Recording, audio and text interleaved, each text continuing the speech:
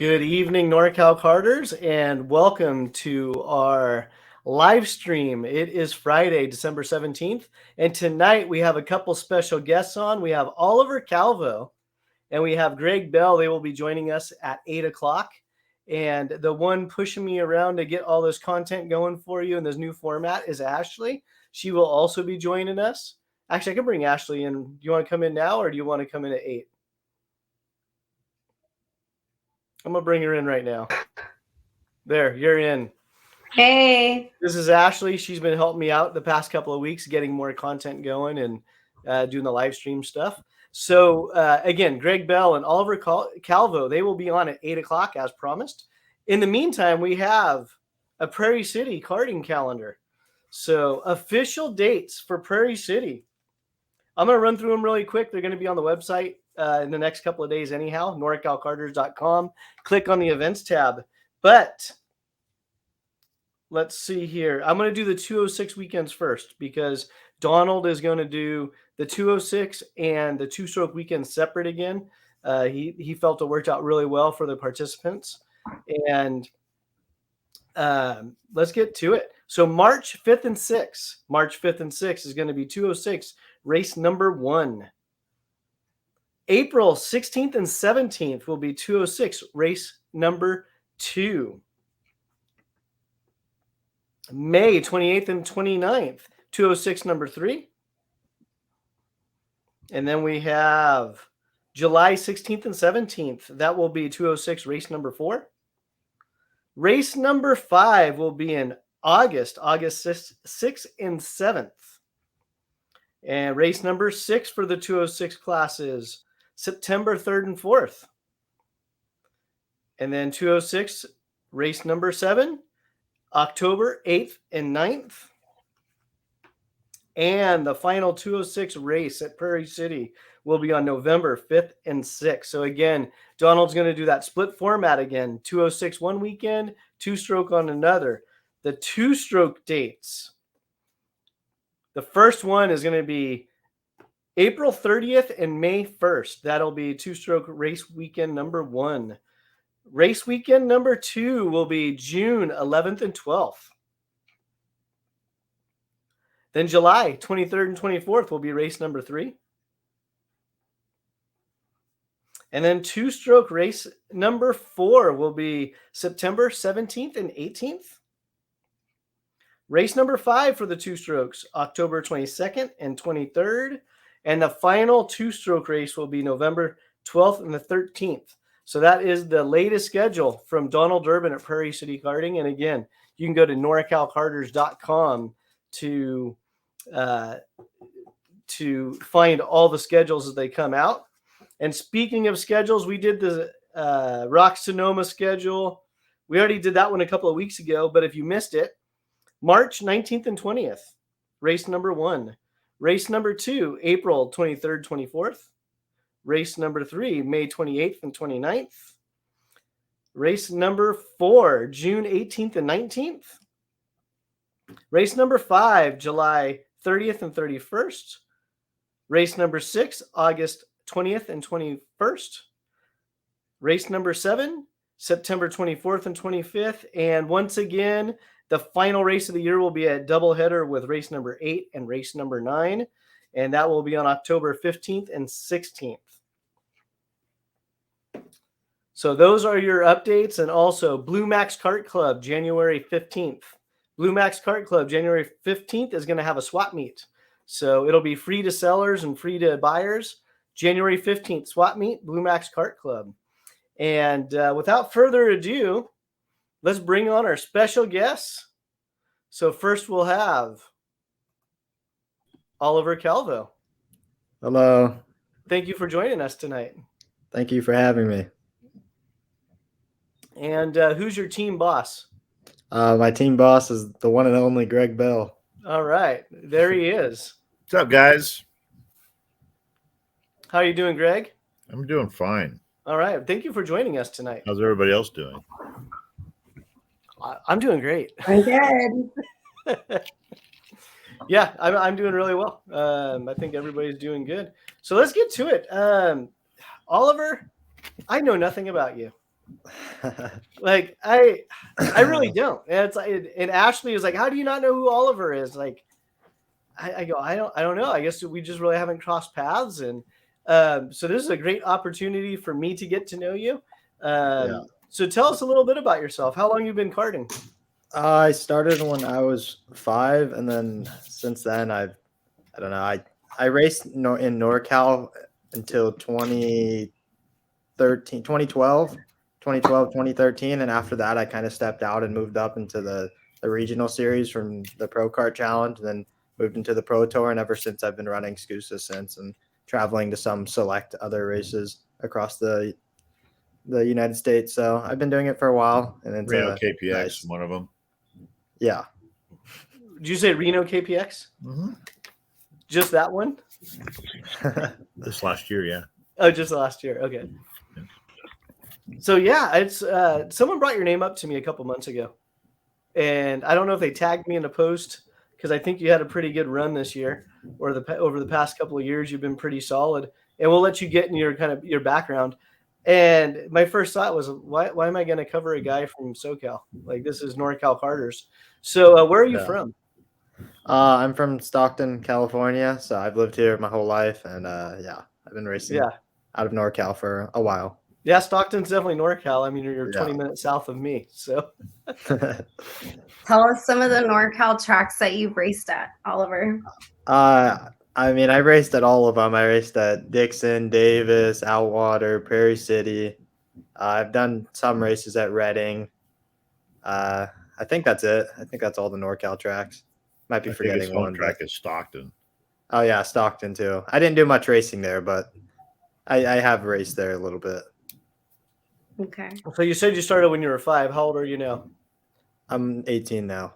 18. So that puts you, what, freshman of college? Yes, I'm a freshman in college. All right. So what are you studying in college? Right now I'm studying psychology and brain sciences. Oh, geez. I just lost this interview. He's crazy. So not mechanical engineering or anything else? No. Psychology. Yeah. What kind of games are you going to play with your competitors now on the grid that you're doing psychology classes? I'm not sure. We'll leave that onto the track. That's where I like to play my games. You're not going to walk up to them and just have some weird sentence or some weird motion to get in the back of their subliminal mindscape? No, I haven't learned those yet. Maybe in the future. Let's see. All right, tell us Supernats. What happened from the beginning?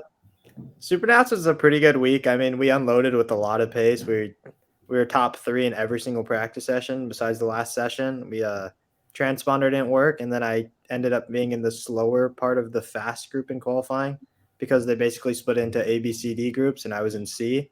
And my qualifying lap kind of got halted by some other slower drivers, and I qualified 12th, I think, overall, and it led me to start 6th in all my heats. I finished 3rd, 8th. I got a penalty, got moved back to 14th. So that kind of ruined my starting spot for Sunday. And then I finished 5th in the last heat. I started 13th, I think, or 12th or something for the final. And I got off to a good start. We were running inside the top 10. And I had some contact in front of me, and I couldn't avoid it. So I went back to last. And I got out the cart. Like, I thought my race was over, and I was just going to go into the pits. But I was like, you know what? This might be my last race for a while, so I'm going to keep driving. And I kept driving, and, next I'm running, like, I don't know, maybe 25th after. The red flag comes out. I get a really good restart. I'm already inside the top 10, and I just kept my head down the whole race, didn't give up. And I crossed the line 3rd, but I had a penalty. Moved me back to 8th, I think, which isn't that bad, but it was still an improvement from where I started. But I wish I stayed on the podium because that would have meant a lot. But I know I had a good run, and I was happy with the performance and speed we had all week. That's awesome. Okay, leading up to the main event. Dun, dun, dun. All right. Tell us from your perspective, how crazy was the drama?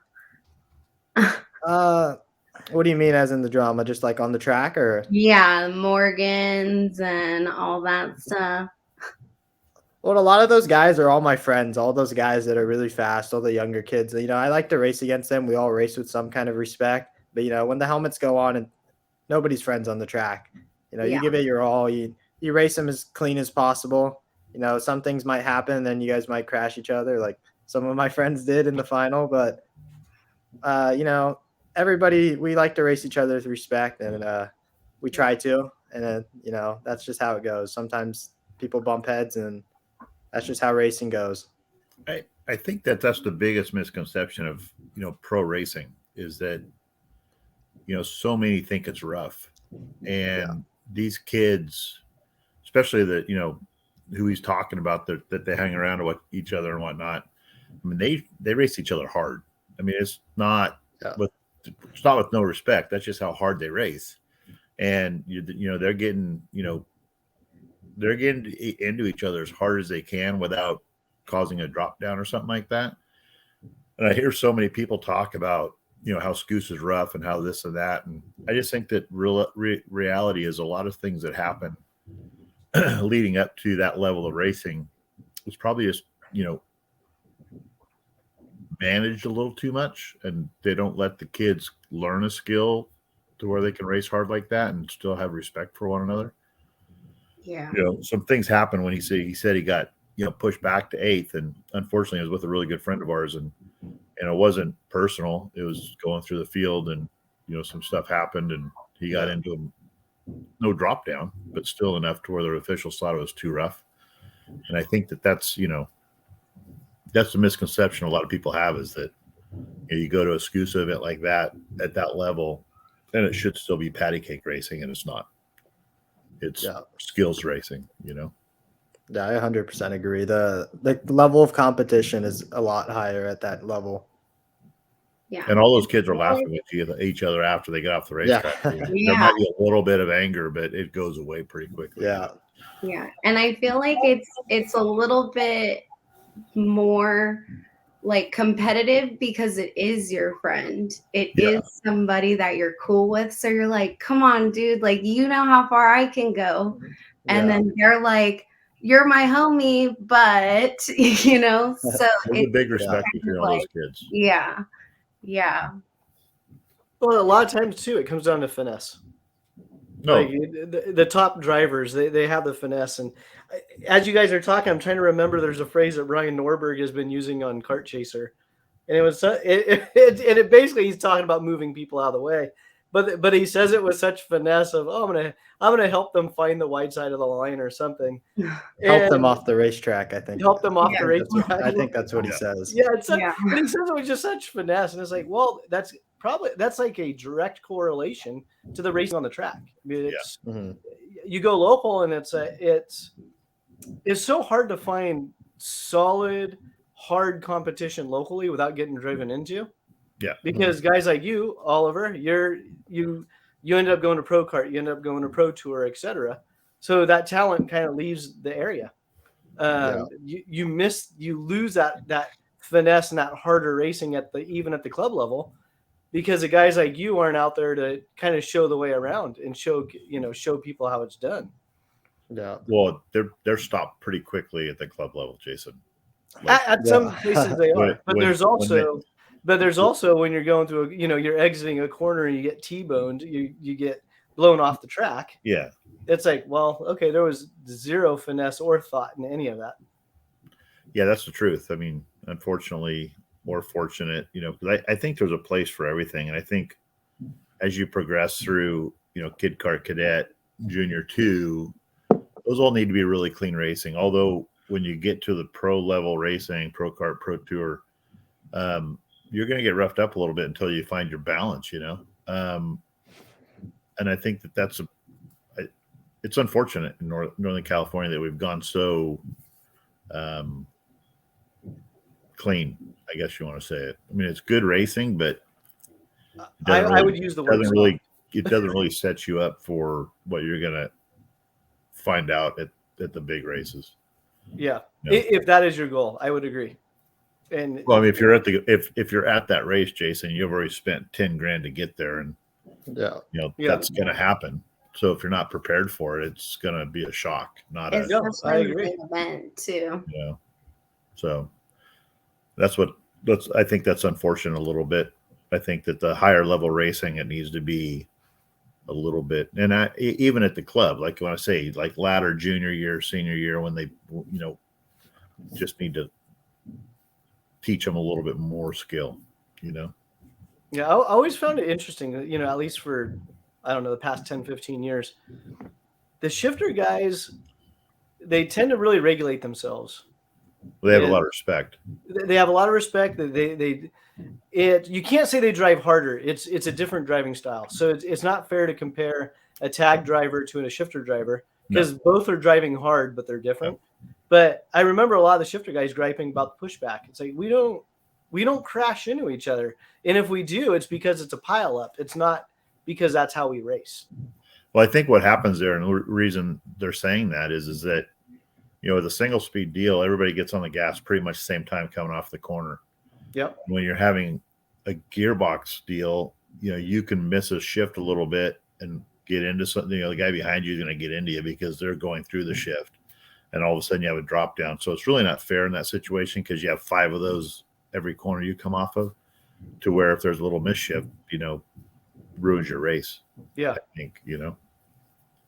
And I think on the flip side of it with the gearbox, it allows you to be more aggressive, dive bombing. You can screw up a little bit and say, okay, well, I have a gearbox to get me out of this for the next corner or two. Whereas a tag or a Briggs, or you're not going to slide job a guy thinking, oh, I might make it. It's like, you got to be pretty committed. I'm going to make this pass. I'm going to get in there. And if you mess it up, well, now you just lost 3, 4, 5 corners. Correct. Before you even get back up to speed. That's right. So Oliver, how do you like the temporary tracks? I've always found good success at them. I think they prevail, like for me, like as an aggressive driver and a driver with not many fears, like I prevail a lot on the street courses and temporary tracks. A lot of the kids, like younger kids that I've worked with, are always scared of the walls and the barriers, and then they don't want to push the limits. But I don't know. I don't have that fear, so they're pretty fun for me. I do enjoy them. I do enjoy them a lot. Now, how tall are you? I'm 5'5". I'm not tall. You're 5'5". You're not real tall. Okay, so it's not like you have a height advantage. No. Where you can see around a barrier a little differently than somebody else. It's no. You just think it comes down to you just have no fear on the track, and you gotta have balls to race on a street track. So. That's very true. And Greg, how do you approach it? It's you go all over the country. Yeah. How do you approach when you roll out of the trailer, street race or not, track you've never been to? What is your mindset as a team owner on, okay, this is how we're going to approach this weekend? We go into it as it's just like a track that we test out every single day. I mean, standard setup, and you vary off of that. So that doesn't really change too much. A lot of teams, a lot of drivers freak out, and Oliver was this way early on working with me. They freak out about getting a setup right for session 2 of day 1. I'm like, you just need to chill out and just get comfortable because it's coming. And I'm not one of those guys that push a lot to figure out how to go fast on a green track, because I know for experience that when it's time to get serious, the setups that we have are going to be fine. And so the most of our stuff at that point is, having the older kids like Oliver and Danny and Roman and his brother Dalton, all of the upper level drivers really try to work with the younger kids to get them more comfortable and learn, with video review and a little bit of data and whatnot. So they can have more of a calmness to them, because that's really, like Oliver said, I mean, a lot of kids can't react quick enough to a temporary course, and especially when they're kind of in a tunnel, when they're inside the barrier. It just takes a little bit of confidence building, and who better to do that than the upper level drivers on the team. So Greg, a question came in for you. How tall is Greg Bell? In my prime, 6'4". I might be 6'3.5" now. 6'3.5". Yeah. That's awesome. All right. Do you have any takeaways from Vegas Oliver? Like things you'd work on for next year, or like things you're looking forward to, or We're on the street as you're quitting. Well, before the event, I thought I was gonna quit. You know, I wanted to focus on school more, and then after my drive in the final, I went from last to third. I was like, "There's no way I'm quitting." Like that was just way too good of a drive. Like this is probably like one of the best drives I've put together in all of racing. So, you know, I was very excited, and still am. I think it was a very good drive, and I want to keep racing. I want to do Why some was of it the big such a good stuff. drive? Let's talk about that a little bit. What did we work on this race that created tell a us. betterment? Well, Greg's been working with me all year on like patience and just like trying to keep my nose clean and make passes at the right time, just to be smart. And I think it worked pretty well in the final. I feel like I positioned myself in the right spots at the right times, and you know, I know when to. I also feel like my racecraft has improved a lot since I've joined the team, and so that also helped me. And the last 3-4 lap battles, and everybody's blocking. I think I'm able to kind of maneuver my way around because I have some more racecraft than some of the people in front. Agreed. He turned the brain on this weekend or that Yeah. weekend. That's awesome. So That's going- Normally we go out and we'll have a brand new go-kart, and you know, every Pro Tour race we go to, Ben and I have had him on a brand new go-kart, and you know, new graphics, and by session 2 we're putting a new nose on it. Graphic kit's junk. By first race of the of a heat race, go-karts on the table, we're straightening it, you know, and I'm just like, what are you doing? we raced the main event. All this other stuff just play. yeah. Oh, yeah, you know, and it's like, you gotta calm down, just breathe, man. Don't stress out about going forward. You'll always catch Ben Calvo at the straightening table. Yes, Always. well, not on not where we like to be. Yeah. So I'm sorry, I forgot what class you ran. You ran cadets? If you're always at the chassis table? No, the seniors. Everybody's always crashing, and you know, sometimes I'm the one crashing. I'll be getting into crashes. But that was earlier this year. Towards the end of the year, I've definitely calmed down with crashing. Like He's matured a lot, and he has different respect for everybody that's there for him, for sure. It's as good. I've gotten older, I've kind of realized how much actually really goes into the sport, and everybody, like all the heads behind the team and everybody on the team, always just wants you to succeed. I don't want to be the guy crashing and like breaking stuff all the time and having everybody hustle around my go-kart to make sure I make it onto the next track, or the next track session, just for me to do it again. So I've tried to calm down. And it proved. I mean, he takes a go-kart from 46 because he got sidelined as well. Like none of the penalties would have happened if he didn't get smoked in lap 4, right? Yeah. And it's unfortunate that we got a penalty. But at the end of the day, you recoup, and next race we're gonna unload stronger. That's the way it is. No, I agree. So Oliver, you were saying going into Vegas, you were thinking this was your last race, or did those thoughts pop in your head while you were down there? No, going into the weekend, I was thinking that it was going to be my last race. I already had told my parents, like, I want to focus on school. I don't know how much racing I want to keep doing, but that kind of all went away once the racing actually started. Thank God he's taking psychology, because he's a little bit of a head case himself. That's gonna be interesting though. So, where was your mindset? You showed up to Vegas, which I'm assuming for you last year or this year, that's the biggest race for most racers here in the States. And you're thinking to yourself, man, this might be my last race for a while. How did you kind of just get through the weekend with that mindset? I just wanted to do the best for the team and for my parents, because they've done a lot for me. And since I've been racing, and since I've joined Greg, they've helped me so much, and I wanted to go out with a bang. I wanted to try to do the best I could going into the weekend. And, I think we did that. I think we proved the speed that we have, and I'm very happy with how it went, even if I don't leave there with the trophy. Yeah, the program's there, the driver's there. We got to fix some little things. So at the end of the weekend, you're thinking, oh, okay, I guess I'm not gonna focus on school? Oh, I came off the track and, you know, I told my dad, like, I said this is the last time I was going to do this, but, or at least I was going to take a break. And I told him, I was like, after that, no, I'm not taking a break. I want to come back. I'm ready to keep going. Now, did you feel like it was because you had something to prove, or was it a lot of fun? Were you just proud of how you drove? What was going through your head when you came off the track? When I came off the track, I was nothing but smiles. You know, even if I had a third place and I didn't leave there with the trophy, I was just very happy and proud of the way I drove. You know, it was one of my best drives. I was happy about it, and you know, I just couldn't be more excited to keep going. I still feel like we have something to prove. I think the program's there. We haven't gotten like a big win yet, and I think it's coming. Okay, so what does 2022 look like for you?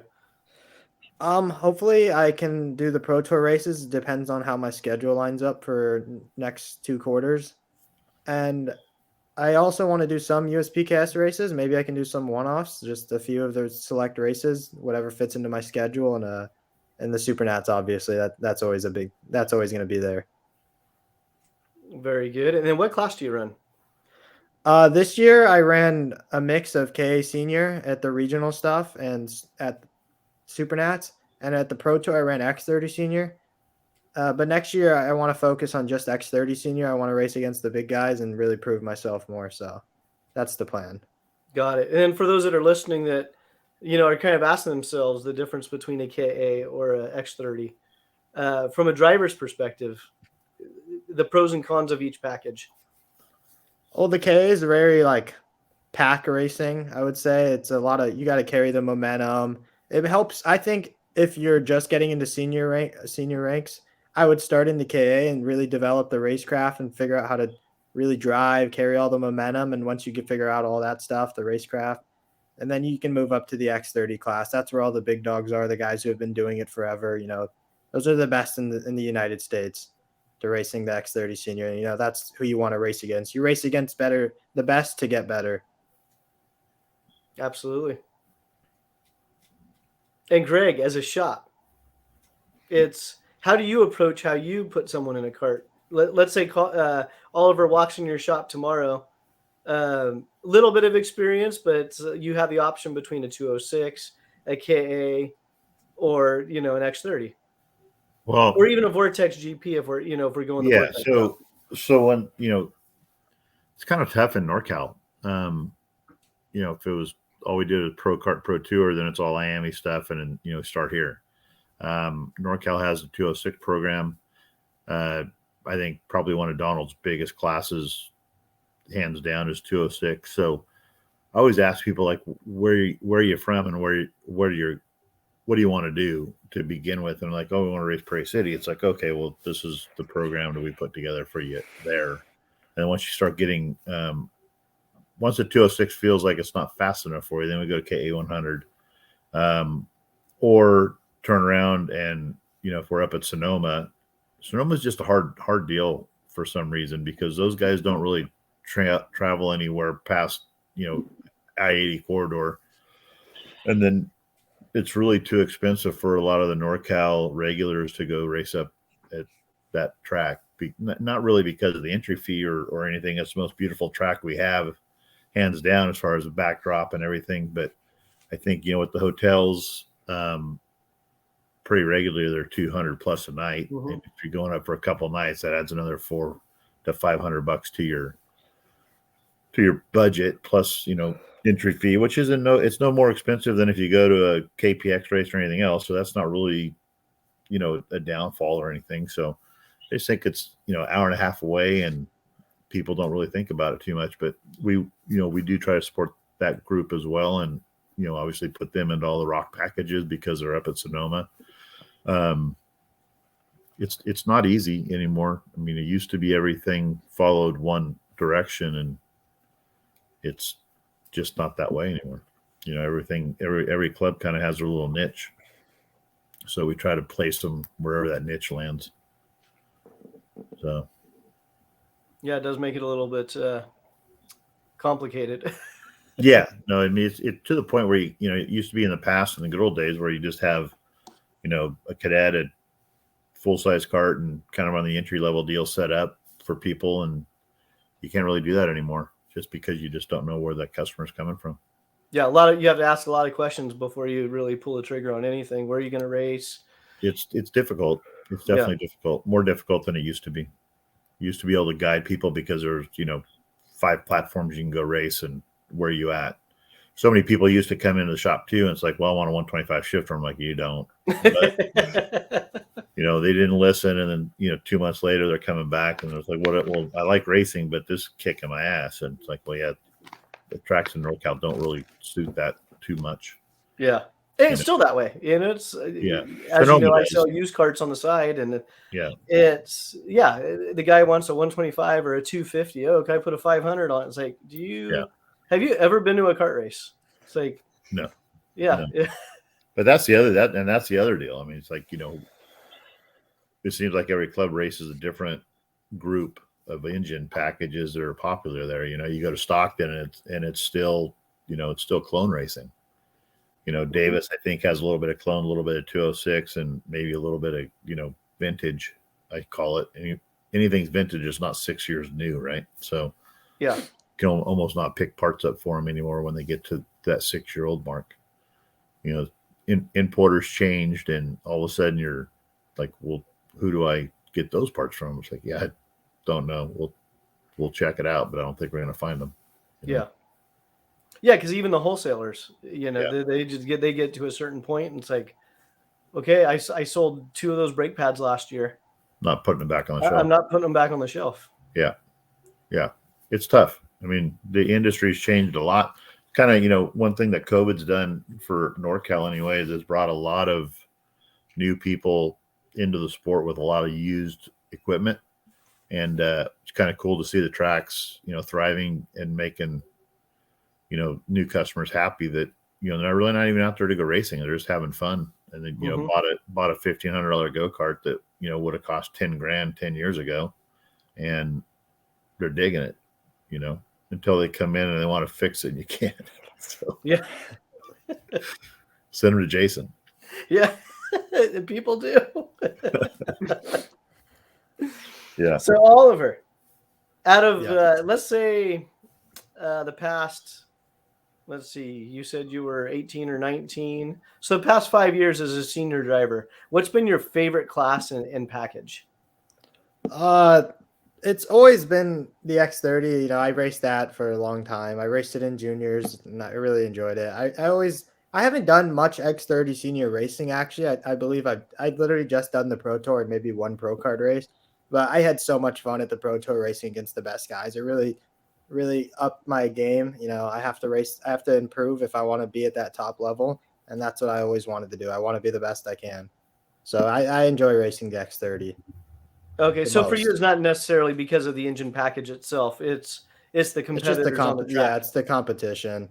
Either engine package is pretty fun for me. There's the pros and cons of each. But you've talked to me in the past about the comparison between X30 and the KA is that the KA you can just focus more on driving and not have to really worry about how to drive the engine.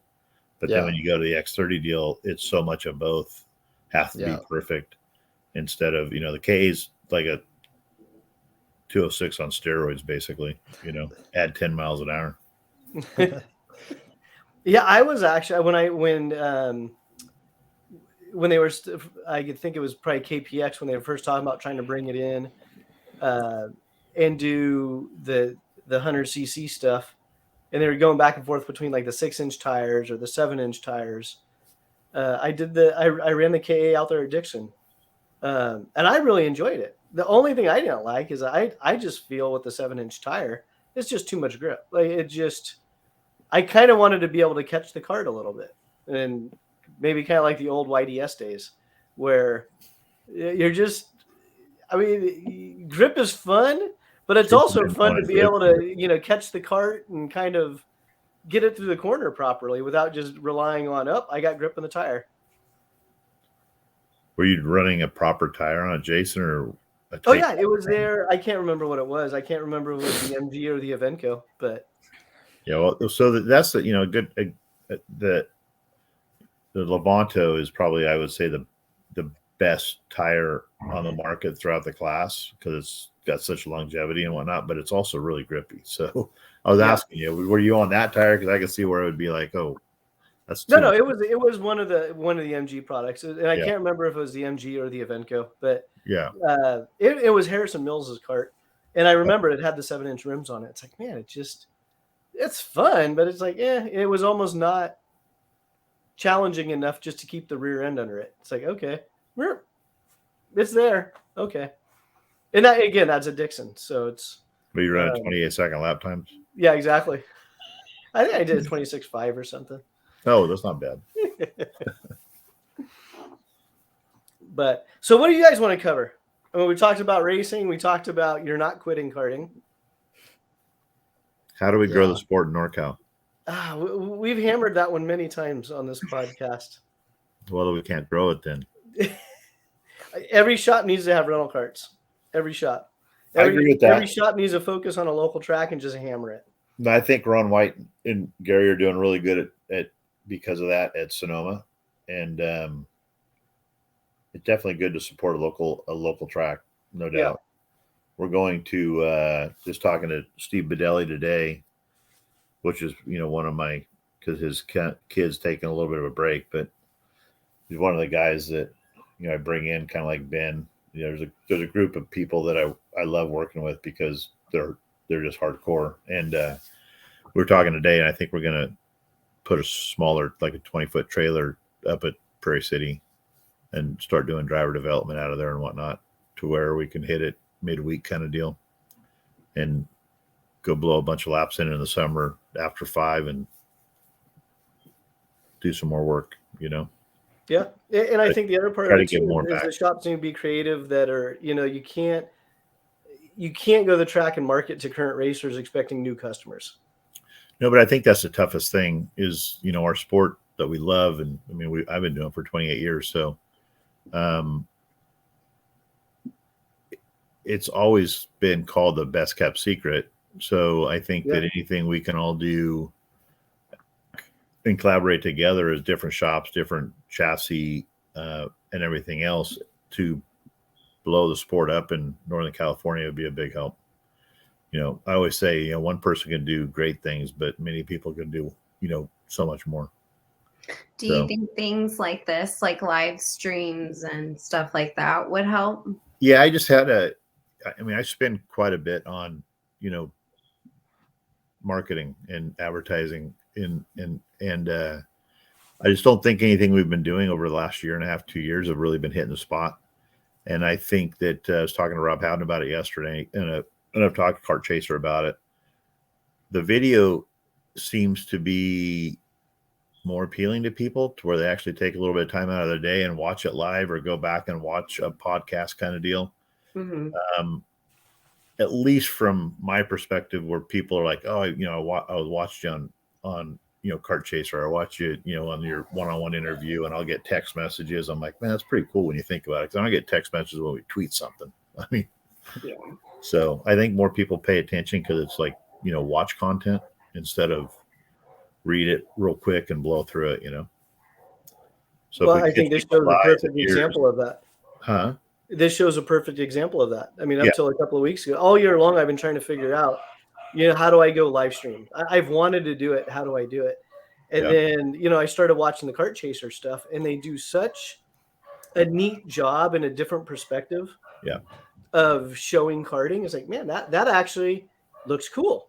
Yeah. Totally different take. And that's what I think is cool. We do with you guys, Kart Chaser, and then, e-karting news, and you all have like a different spin on what you see the sport at, to where there's super cool conversations that come out of it. And a lot of conversations, I don't know how many people are watching right now, but a lot of conversations that Jason and I might have on any given Saturday, nobody else hears it, so it opens people's eyes up quite a bit to, the possibilities of the sport. So I think it's pretty good. Yeah, we'll have Ashley. She's going to be working on videos for us. So it's like, as we're doing this kind of stuff, a video is going to flash up. Boom. How to get in the karting, reach out to Norcal Karters, how to do this, how to do that. No, it's pretty cool. I mean, 'Cause, like, and that's the Oliver, other do you remember? Let's go back to Oliver real quick. Yeah. Do you remember the first time you got in a cart? Yeah, I was at Stockton. Is that It was Stockton? a kid cart. Yeah. Okay. Was it a cart that you had to buy? Do you remember if it was something your family had to borrow, or how did you actually get in that cart the first time? I believe my dad already had one. He had a kid cart for my sister because my sister raced before me. So Okay. I think I just drove her cart. I obviously it's such a long time ago. I can't exactly remember, but I feel like I drove her cart, but Okay. I could be wrong, but it was definitely one of our carts. It was owned by my dad. It wasn't somebody else's. Okay. And how much older is your sister? 1 year. Oh, okay. You're really close then. Yeah. Okay. So I just witnessed something. I was just in Colombia, or no, I'm sorry, not Colombia, but Dominican Republic, and we were at a track that a wealthy gentleman built, but it's open to the public. I mean, it's private but public kind of deal, and that's a different country. I mean, it's everything is great people, great structure, but craziness at its best. It's just nuts. I've got a video. If I could post it right now, you'd be like, "Are you kidding me?" I mean, it's absolute chaos. And driving there, I mean, there's no traffic lights or anything, so you have a six-way deal coming into one another, and there's inches between cars trying to merge and go the different directions and stuff. So we're at this racetrack, and I look out of my customer's garage, and I'm like, there's 10 kit carts on the track right now. It's Friday afternoon. What's going on, And I was like, oh no, they do a class out. They do a ride and drive class out here with kit carters. The 10 or 12 carts that you can come and rent. And like literally they show up after school and go burn laps on these rental kid carts and do a little training and for a couple hours, and they go home. So I think, that's pretty cool to me, because I mean, when you get kid carters into the sport, they typically enjoy it for quite a few years. At least you get through Cart Cadet and Junior before they're driving F1 stuff in Italy. That seems to be the progression nowadays. Yeah, and that is kind of the first step, right? Just getting people in the cart. Yeah, so it's Somehow. pretty neat. And one of my buddies have been hounding me. It's like, you need to go do this. You need to go do this. And I was just like, I don't see how it can be beneficial, And then I just right in front of my eyes, just like, wow, there it is right there. And 2 different days I watched different kids in it with different helmets pounding down. So they probably had 25 kids go through it in 2 days. And it's not summer over there. Every kid cart ages. Yeah, just all kid carts. All kid cart. Yeah. All right. I have a question for Oliver.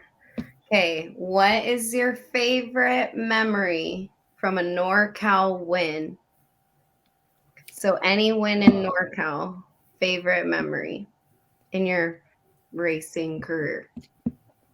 I don't know if I have a specific win I can recall. I didn't do a lot of NorCal karting, so I won like little club stuff, but I don't remember those races. Like your first. It was a long time ago, actually. It was like 3 race, years ago. anything. Are you asking us, Ashley? Or is I that want to hear about the cute stuff. Yeah, I don't think I have an answer. I back can't when remember. you were a kid, what race would you be like, oh, I can't wait till I can race that? Specifically NorCal stuff? You can say Supernats if it's super. Yeah, it was always Supernats. I before I started racing nationally and regionally, I would only race the club stuff and like the WK or whatever it was in 2012. But I would go to the Supernats and watch, and I was like, okay, yeah, I want to race this race. This is like really cool. As a young kid, just going to the race to watch is still pretty amusing. I think a lot of the younger drivers here should just go and experience the other side of racing and just go to, hang out and watch the racing. It's good racing. It's fun time. You're in Vegas. So yeah, it's always good. Good point. Vegas is it's not even a race. I mean, it's not to demean from the race.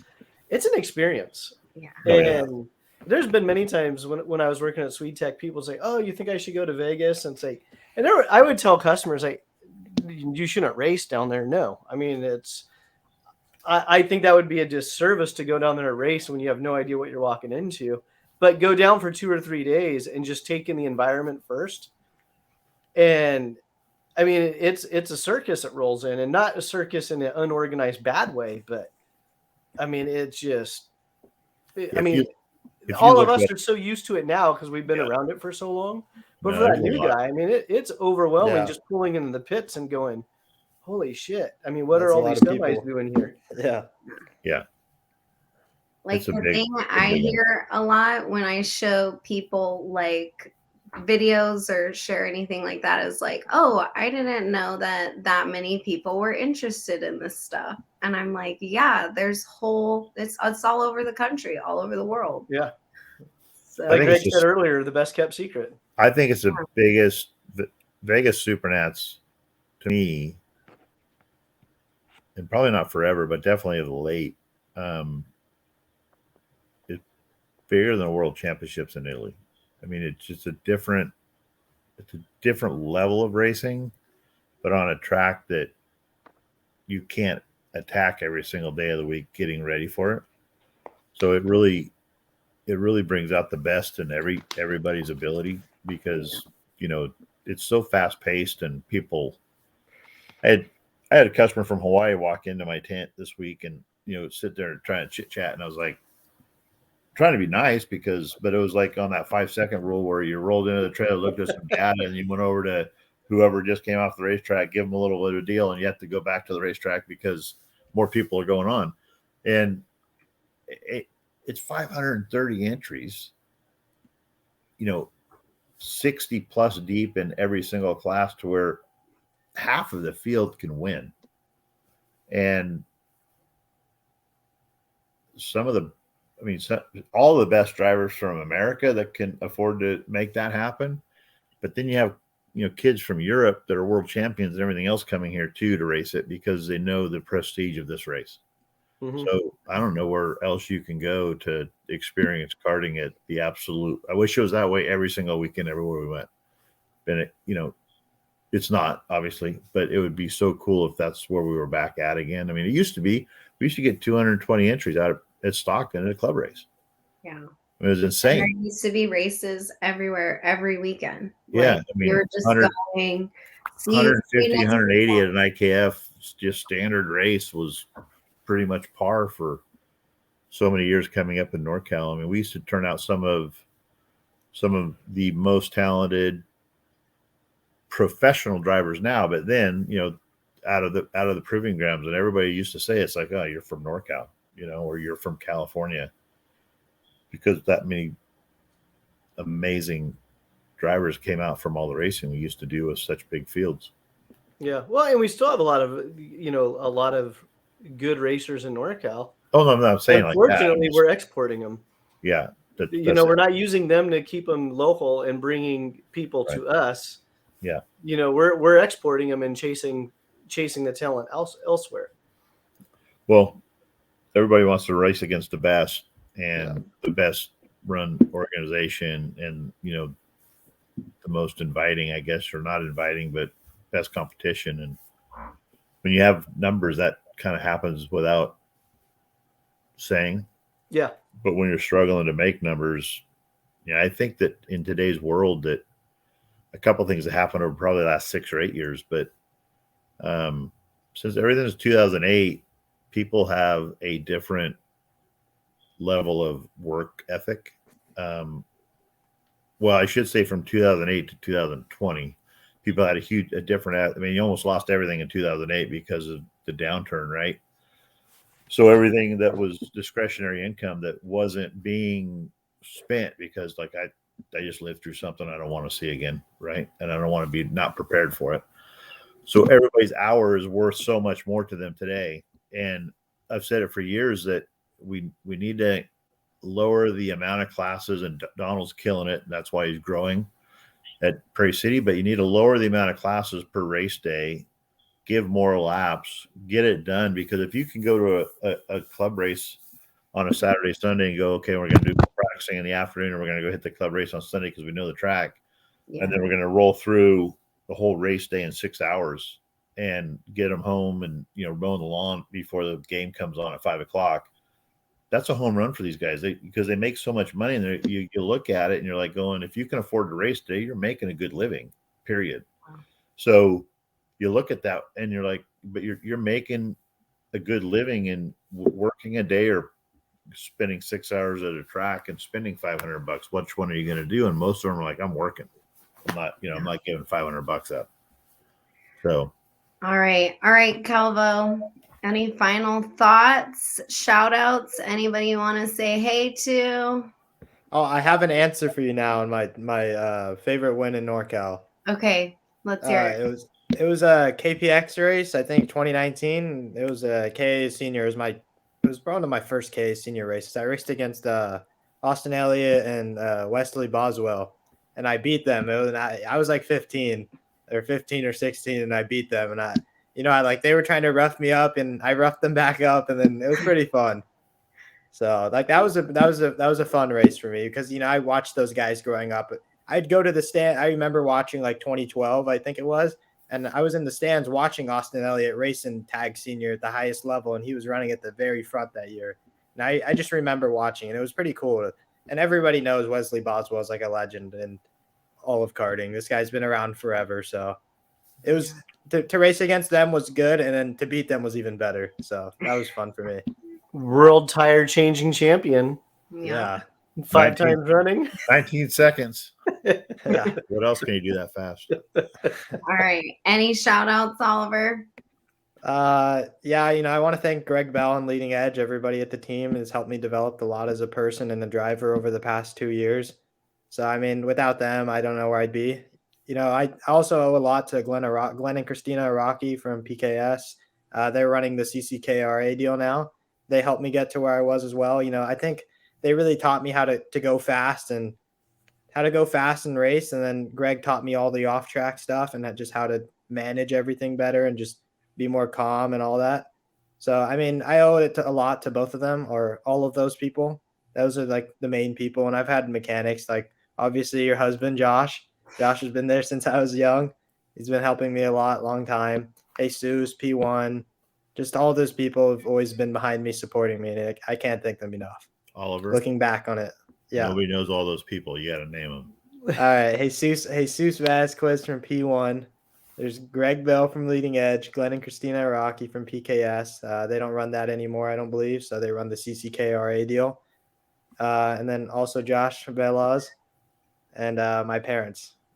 So real quickly, Oliver, on the CCKRA, did you ever run the Fresno track? Yes, I did. The temporary track? Yeah. What did you think about that track? The surface wasn't the best, but I did enjoy racing there. I had fun racing there. I'd go there a lot, actually. I think racing that actually helped me somewhat in the temporary tracks for like Supernats and Lancaster because I was already comfortable racing around barriers. So, it wasn't any different going from Fresno parking lot to Las Vegas. I remember in cadets, I would actually go to Fresno and do like the final CCKRA race in preparation for Supernats just because I was racing with the barriers and it helped me. Did you win a nationals there? The IKF nationals? IKF nationals. Yeah, I did. KA Junior, I won a Duffy there. Yeah. How many of those do you have? I believe I have 10 Duffys and maybe 6 Screaming Eagles, I want to say. You have 10 Duffys and I didn't know who you were yesterday? Exactly. Exactly. What are you saying, Jason? I'm out of touch. Oh, okay. Yeah. I'm out of touch. Yeah. All right. I thought he was from SoCal. Who cares? Greg, do you have any shout outs before we sign off? Just my whole team. And we had a really stellar, I think, 2021. They made it a lot of fun for me. Sometimes that's the balance of, wanting to continue doing what we do and not. And the people surrounding me now, team-wise, driver-wise, and parents and mechanics are some of the best I've ever worked with over the last 30 years. So I can't name them all. All right. Shout out Leading Edge. Yeah. All right, guys. Thanks so much for coming on. Tell your friends it was fun. We'll see you guys later. You guys can hop on off. Jason's going to close the show in 5 minutes. And we'll see you later. We'll be in touch, Greg. Thanks for having us on. It was No, Thanks thanks for for having coming me. on. I mean, I enjoy it. I think that's when I started these podcasts a couple of years ago. It was to get to know the racers and the teams and the people behind the scenes. And I always enjoy doing these. Well, NorCal needs to support Norcal Karters because without it, we have zero news in Northern California. Yeah. Should open up the wide open forums again. Chris Scribner's Not wide gonna open happen. forums. Moderator. Quickly, funny story. So Chris approached me and says, "Hey, I see what you're doing with your thing. We're done with Norcal Karters. Do you want to take it over?" And it's like, well, I mean, there's definitely there were some good assets, and I mean, I have his old hard drive, Oh, nice. and I kind of want to go through it and just kind of like Throwback Thursday, start throwing stuff up. And the very first thing he said is, he goes, "Do not do a forum." No, that's because he got his balls kicked in every time people got out of control on it. But yeah, and it's kind of a combination of things. It's like, one, you have social media that kind of, for the most part, with the jibber jabber, eliminated the forum jibber jabber because everyone's on social media. They have their group, they have their page or whatever. But then two, the way I look at it, and Greg, you know me well. You and I mean, you've had to shut my mouth a few times. I run my mouth, so it's like I can get attracted to that side of it as well. But when I was doing the Norcal Karter things, like, how does that ever help the sport? And whether it's all tongue in cheek and fun, etc., or it's even more where you have some promoters just trying to hide it and bury it. It's just really not good for the sport anyway. So I was like, yeah, I won't really be doing a forum. Good point. I was joking. Oh, I know. I know. But there's a lot of people that miss it. When I look back at it, the people that were on the forums, most of them aren't at the track right now. No. I mean, it's because all the people that could help on the forums got their, kicked in, and we're like, what are we doing that for? We're just trying to help. Now we're in a war about tire pressure. Yeah. Or whatever it is. Yeah. Yeah. It was kind of. So I think there definitely is a valid place for forums like what Kart Pulse is doing, where it's a place to go for information. I don't even know, what do those guys do?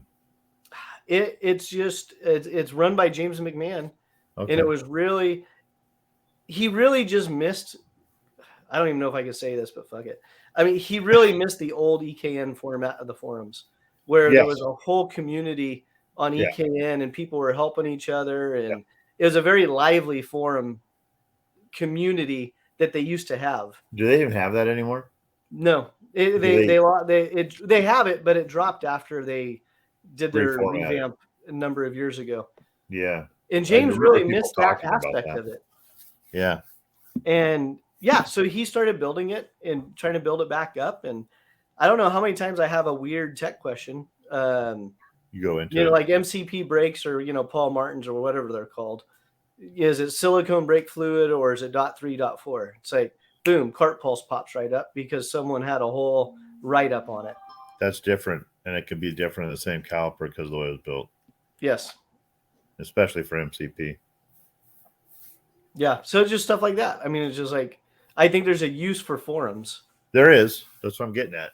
Yeah. It would be kind of cool to have something like that, especially for all the new people we have coming up through the sport in 206 that had a place to be like maybe don't know about Kart Pulse. That can be like, oh, they have 4-stroke forums. I'm going to get on there and, hey, what's the best stall speed for my clutch? I mean, yeah. And then it was kind of cool in the past. We'd get in and and then you really almost get a new customer because you went and helped out a little bit, Mm-hmm. And when you saw at the racetrack, they'd make it a point to say, hey, is this who I helped? And it was cool. A way to get to know people. Yeah. Yeah. Still a good way to do it, getting out there supporting people. And that's in the works for Norcal Karters too. Is a resources page where it's just that quick information. Yeah. So, but sorry, I hijacked it. But thank you, Greg, for coming on. Oliver, thank you for coming on. Ashley, thanks for kicking my butt around. No problem. I do appreciate it. You guys have a nice evening. Thanks, too. you Thanks, too, Greg. Greg. Make Bye, karting great Calvo. again. Yes. Make karting do great that. again. Yeah. Have a good night. Bye, guys. Thanks for having us. Bye. All right. Thank you. Are you Bye. guys dropping off? See you later. There goes Oliver. There goes Greg. You staying on or are you taking off? Yeah. Are you signing off? I'm going to sign off. All right. Peace, All NorCal. right. And everyone else that's around, just remember, if you get one person into the sport, it'll double. It's such a simple equation. Get one person into the sport next year, the sport will double. And if you need a hand getting someone in the sport, reach out to me, norcalkarters@gmail.com, Facebook, YouTube. We have how-to videos on the YouTube page. Probably the best way is email, phone, YouTube, Messenger on Facebook, norcalkarters.com. So again, everybody get one person in the sport. Next year it'll double. Yeah. And if there's something you want to talk about, come on the show. There you go. So there's your open invite. So if you have something relevant to Northern California karting, come on the show. All right. And with that, peace out.